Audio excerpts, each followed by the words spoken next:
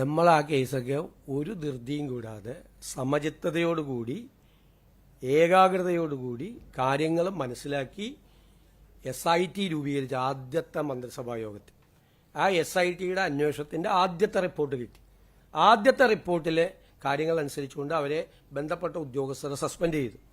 പിന്നീട് രണ്ടാമത്തെ റിപ്പോർട്ട് കിട്ടി. ആ രണ്ടാമത്തെ റിപ്പോർട്ട് DGP പരിശോധിച്ച് ഈ അഡീഷണൽ DGPക്ക് അദ്ദേഹത്തെ കേൾക്കാനുള്ള അവസരം കൊടുത്ത്, മനസ്സിലായില്ലേ, നടപടിക്രമങ്ങൾ പൂർത്തിയാക്കി നടപടിയെടുത്തു. ആഭ്യന്തര മന്ത്രിയെ കണ്ട്, ഞാൻ കണ്ടു, ഫയൽ കണ്ട് നടപടിയെടുത്തു. എല്ലാ നടപടിക്രമങ്ങളും പൂർത്തിയാക്കിയിട്ടില്ല. അതിൻ്റെ ഇടയിൽ കുറേ മാധ്യമങ്ങൾ അദ്ദേഹത്തെ രക്ഷപ്പെടുത്താൻ വേണ്ടി മുഖ്യമന്ത്രി ആഭ്യന്തരമന്ത്രിയും കൂടി ശ്രമിക്കുന്നു എന്നൊക്കെ ഒരുപാട് വാർത്ത കൊടുത്തു. 2 മാസമാണ് ഗവൺമെന്റ് വന്നതിന് ശേഷം ആദ്യത്തെ മന്ത്രിസഭാ യോഗത്തിലെടുത്ത തീരുമാനം. 2 മാസം തികഞ്ഞപ്പോഴേക്കും അത് നടപ്പാക്കി. മാധ്യമങ്ങൾ പലതരത്തിലുള്ള വാർത്തകൾ കൊടുത്തു.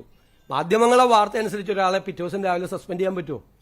അതുകൊണ്ടാണ് CATയിൽ ക്യാറ്റിൽ സെൻട്രൽ അഡ്മിനിസ്ട്രേറ്റീവ് ട്രൈബ്യൂണലിൽ പോയിട്ട് ഒരു സ്റ്റേ പോലും കിട്ടാതിരുന്നത്. എന്തുകൊണ്ടാ? നടപടിക്രമങ്ങൾ പൂർത്തിയാക്കി ഭംഗിയായിട്ടാണ്, ചിട്ടയായിട്ടാണ് അത് ചെയ്തത്. ഞാൻ നിങ്ങളോടന്ന് പറഞ്ഞല്ലോ, നിങ്ങളിങ്ങനെ ധൃതി കൂട്ടല്ലേ. ഗവൺമെന്റിന്റേതായ നടപടിക്രമങ്ങളുണ്ട്, ഒരു പ്രൊസീജിയർ ഫോർമാലിറ്റീസ് ഉണ്ട്. ഒരു ഉദ്യോഗസ്ഥനെതിരായി നമുക്ക് നടപടിയെടുക്കാൻ പറ്റുമോ? റിപ്പോർട്ട് കിട്ടാതെ, നമ്മുടെ കയ്യിൽ റിപ്പോർട്ട് കിട്ടാതെ. ആദ്യത്തെ റിപ്പോർട്ട് കിട്ടിയപ്പോൾ ആദ്യത്തെ ഉദ്യോഗസ്ഥന്മാർക്കെതിരായി നടപടിയെടുത്തു. രണ്ടാമത്തെ റിപ്പോർട്ട് വന്നപ്പോഴാണ് ഇദ്ദേഹത്തിന്റെ ഇൻവോൾവ്മെന്റ് എന്താണെന്ന് 1, 2, 3, 4 ആയിട്ട് നമ്മുടെ മുമ്പിൽ വന്നത്. അതിന്റെ പുറത്തല്ലേ നമുക്ക് നടപടിയെടുക്കാൻ പറ്റുള്ളൂ.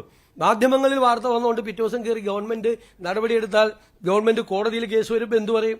എപ്പോഴും പ്രൊസീജിയർ ഫോർമാലിറ്റീസ് EPLന്റെ ജോലി ഗവൺമെന്റിന്റെയാണ്. ഗവൺമെന്റ് അത് ചെയ്തതിന് എത്രമാത്രം വിമർശനങ്ങളാണ്. ഒരാഴ്ചയെ 10 ദിവസം വൈകി എന്ന് പറഞ്ഞുകൊണ്ട് എന്തെല്ലാം കാര്യങ്ങളാണ് വന്നത്. നിങ്ങൾ ആലോചിച്ചാൽ മതി. ഞാൻ മാധ്യമങ്ങളെയൊന്നും വിമർശിക്കുന്നില്ല. ബഹളം ഉണ്ടാകല്ലേ. ഞാൻ മാധ്യമങ്ങളെയൊന്നും വിമർശിക്കുന്നില്ല, ഒരു മാധ്യമങ്ങളെയും വിമർശിക്കുന്നില്ല. പക്ഷെ നിങ്ങളൊരു ആത്മപരിശോധന നടത്തണം. ഈ കാര്യത്തിൽ നിങ്ങൾ കുറേ ദിവസം, 10 ദിവസക്കാലം കൊടുത്ത വാർത്ത ശരിയായിരുന്നോ? അതായിരുന്നോ ശരി? സർക്കാർ ചെയ്തതായിരുന്നോ ശരിയെന്ന് നിങ്ങളൊരു പരിശോധന നിങ്ങളുടെ എഡിറ്റോറിയൽ റൂമിലെങ്കിലും നടത്തിയാൽ നന്നായിരുന്നു. എൻ്റെ ഒരു റിക്വസ്റ്റ് ആണേ.